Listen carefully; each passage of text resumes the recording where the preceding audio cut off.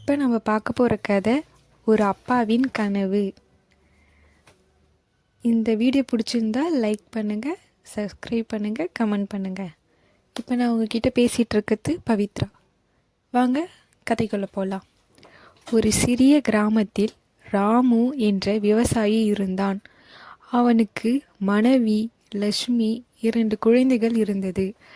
மகன் பேர் கார்த்திக், மகள் பேர் தேவி. விவசாயம் தான் அவர்களின் ஒரே வாழ்க்கை. அதிக வசதிகள் எதுவும் இல்லாததால் அந்த குடும்பம் சிரிப்பும் அன்பும் நிறைந்த வாழ்க்கையை வாழ்ந்தது. ராமுவுக்கு ஒரு கனவு இருந்தது. என் மகள் நல்ல படிப்பு படித்து நானும் என் மனைவியும் பெருமையாக வாழ வேண்டும் என்பதுதான். ஆனால் வாழ்க்கை எப்பொழுதும் எளிதாக இருக்காது. மழை இல்லாததால் வயல் உற்பத்தி குறைந்தது. கையில் இருந்த சேமிப்பு போய்விட்டது. பள்ளி கட்டணம் செலுத்த முடியாத நிலை வந்தது.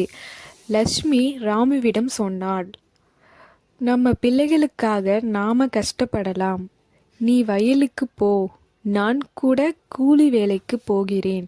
ஆனால் அவர்களின் படிப்பு நின்றுவிடக்கூடாது. அதன்பின் ராமு காலையில் வயலில் உழைத்தான். லட்சுமியோ கிராமத்தில் வீடுகள் துடைத்து வேலை செய்தாள். கார்த்திக் தேவியா பள்ளிக்கு சென்று இரவு வந்து அம்மாவுக்கு வீட்டு பணி உதவினார்கள். பல வருடங்கள் இப்படித்தான் சென்றது. கார்த்திக் பொறியியல் படிப்போம், தேவி ஆசிரியர் பயிற்சியும் முடித்தார்கள். ஒரு நாள் கார்த்திக் பெரிய நிறுவனத்தில் வேலை கிடைத்தது. முதல் சம்பளம் வந்தவுடன் அவன் அப்பாவிடம் ஒரு அட்டையை கொடுத்தான். அதில் எழுதப்பட்டிருந்தது, அப்பா, உங்க கஷ்டத்துக்கும் அம்மாவின் அன்புக்கும் இதுதான் என் முதல் நன்றி. இப்போ உங்க கனவு நிஜமா ஆயிடுச்சு. ராமு அந்த கடிதத்தை படித்தபோது அவன் கண்களில் நீர் வழிந்தது. லட்சுமி மெதுவாக சொன்னாள், நம்ம குடும்பம் பணத்தால் பெரியதல்ல, அன்பாலும் தியாகத்தாலும் பெரியது.